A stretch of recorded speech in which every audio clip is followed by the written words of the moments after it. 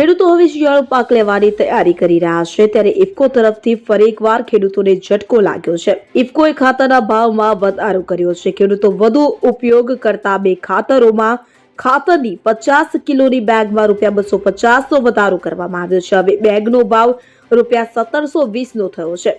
ત્યારે ખાતરમાં ભાવ વધારો થવાથી ખેડૂતો નવી મુશ્કેલીમાં મુકાયા છે. સરકારે ખેડૂતોની આવક ડબલ કરવાનો વાયદો આપ્યો હતો, પણ ખેડૂતોની આવક તો ડબલ ન થઈ, પણ ખાતરના ભાવ ડબલ થઈ જશે તેવું લાગી રહ્યું છે. ત્યારે ખેડૂત આગેવાન અને આપના નેતા રાજુ કરપડાએ ખાતરમાં ભાવ વધારાને લઈને પ્રતિક્રિયા આપી છે. રાજુ કરપડાએ જણાવ્યું હતું કે નિષ્ફળ પાક માટે ખેડૂતોને વળતર આપવામાં આવ્યું નથી, ત્યારે શિયાળુ પાકના સમયે હવે ખાતરની થેલીઓમાં ભાવ વધારો કરવામાં આવ્યો છે.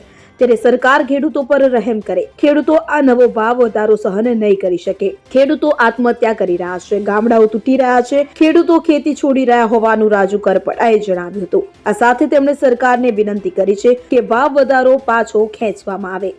Bureau report CN24 news. હવે જુઓ દેશ દુનિયાની તમામ ખબરો તમારી આંગળીના ટેરવે.